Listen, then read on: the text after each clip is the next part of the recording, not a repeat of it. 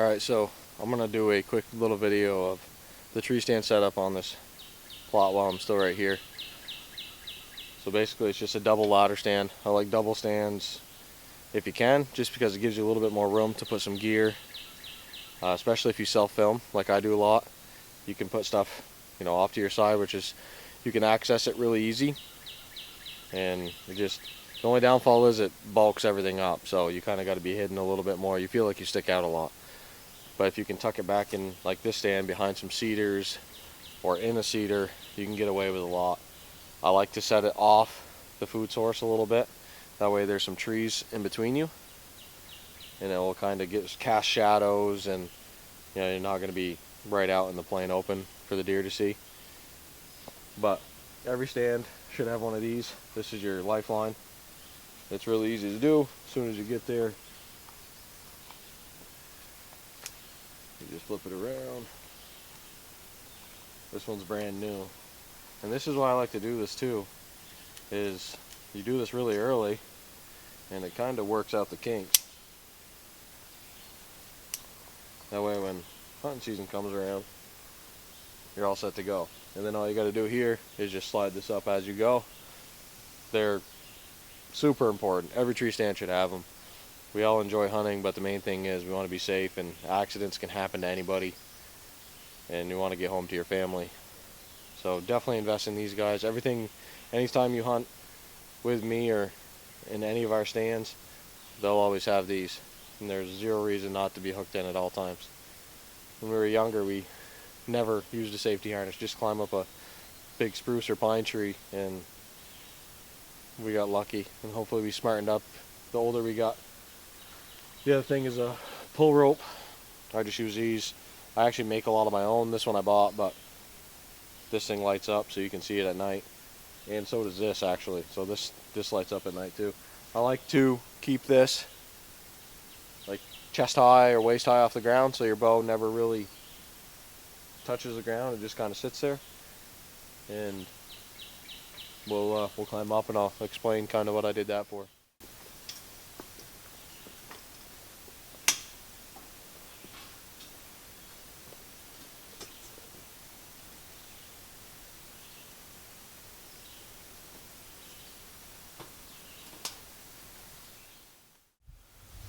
Alright, so we're in. Where you are right now is actually where I put my tree arm. Right now it's on a tripod, but you can see the view, all that food plot. You got a arm bar here, but you can flip it up and down. A lot of guys are crossbows now, so this is kind of handy. But with a regular compound, you can either stand up to shoot and you can shoot over it, or you can just flip it up when you get in here and just leave it up. The thing that's nice about this stand is it sets back off. Try to lift it up so you can see, off the food plot and the feeder, and it's got the cedar tree that blocks a ton of your cover. And then I got good back cover behind me. I like to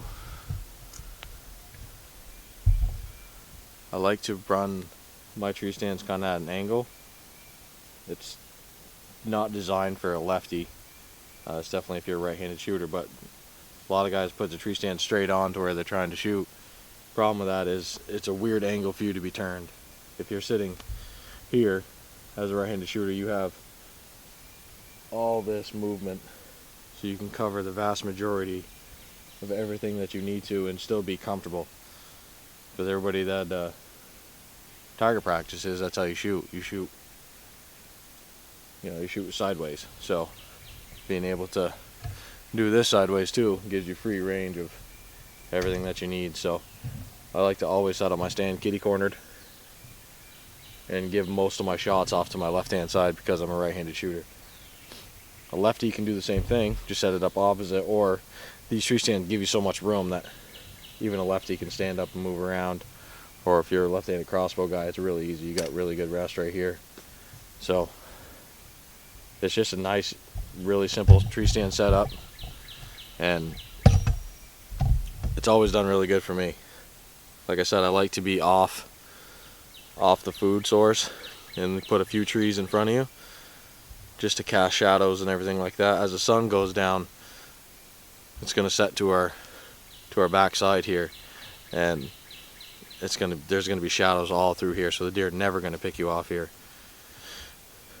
Another thing I like to do is, because we can hunt so early in Kentucky, there's no leaves on the ground, everything will still be in the trees, so clear out a path to your stand.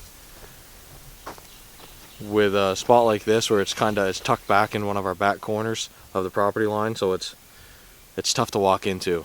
So what we do is we'll have somebody drop you off on a side-by-side. Drop you off, leave it running, so the deer get accustomed to it, because we're going to be filling the feeders and stuff too, so they're going to be used to hearing the side-by-side sound. We use the same one all over the property, so they know exactly what it looks like and exactly what it sounds like. And if you don't put any pressure on your deer with it, like shooting out of it or anything dumb like that, Alright, so eventually they just think it's just a piece of like farm equipment, basically. You know, they see me around on my tractor all the time, my neighbors are on the tractor all the time, so they don't look at it as a threat as much as like if we were just to walk in here and then you spook the deer. So in this case, that's how we'll get to it. We'll drive right up the road. We got a nice path all cleared out to the stand, so you're not making any noise. Have whoever drops you off stay there until you're completely set up. That way any noise that you make is covered up by the sound of the machine. And vice versa, they can pick you up that way too. I know it's a big controversy whether, you know, to sneak into your stands, to be less intrusive, you know, or to drive the side-by-side right to the stand. I'm kind of a mixture of both. I think if you can sneak in, you're better off to sneak in. That way there's no sign, especially for the bigger deer, bigger bucks, that you're even around. However, if it's a spot where it's kind of iffy and you can get away with it, definitely drive right to it. Because I would much rather spook deer with the vehicle than spook them with me. They're way more tolerant of that vehicle than they will be of human presence. And you also don't leave any scent trail. If you're walking, the wind's blowing, you're constantly blowing scent somewhere. And being in this section, it's so wooded that the deer could come downwind of you at any time. You just kind of got to guess where you think they're going to come from, but being in the woods like this, they could be anywhere. So the less scent you leave on the ground, the better, in my opinion. And same thing, to get picked up, it's easier to blow. I'd rather blow them out of the field with a vehicle than blow them out of the field with me walking out of the stand and then they know they're being hunted. I'd rather, you're always going to spook deer. There's basically nothing you can do about that, honestly. There's a few bulletproof setups, but for the most part, you're going to spook some deer. And I would much rather spook them with the side-by-side every single time. I don't feel like they key on to your presence as much. But this is basically our setup for one of our spots anyway. We got a few other ones going up, and I still got a ton of work to do. We still got a ton of ground to clear. I'm trying to get everything done as soon as I can. Being a project that we need to do so much work to, I'm trying to do it as early as I can. That way we can completely stay out of here, and all we'd have to do is our feeder spots will fill our feeders, our food plots will stay right out of them once they're planted, and then our woods will stay out of completely. That's my main thing here, is I don't want any human presence walking around in the woods, because we don't have a ton of land, and the more that we can make this place feel safe and feel like they're not being hunted, the better it's going to be. And just by hunting it smart and giving the deer a lot of breaks and hunting the right winds. But it's always good to have a little location like this, like a little hidey hole spot in a transition area before they get to our bigger destination plots. And we got bedding to the south and to the north of us, but basically it's to the, you know, like the south of us, really. And the other nice thing about it is it's up on a ridge, so being up on a ridge, a lot of times the scent will blow right over the deer, which is kind of what we want. But it's a really nice little setup. It's going to be going to be really productive, I think. We're going to put the feeder be right in here. We just planted the rest of that and the clover and chicory. Hopefully it grows. If it doesn't, luckily in Kentucky we can bait, so we still have a backup, so it doesn't leave you completely hanging. Plus we're surrounded by red oaks. The deer don't hit them very early in the year, but they will definitely hit them later on.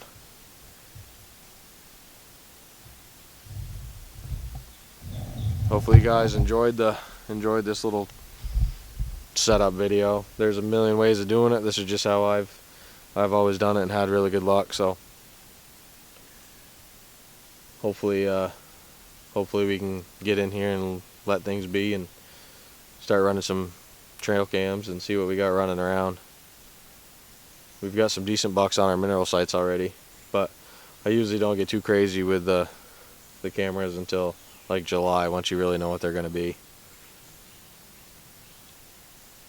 So hopefully keep following along. I'll keep posting these videos here and there. I do a lot of stuff and forget to bring the camera.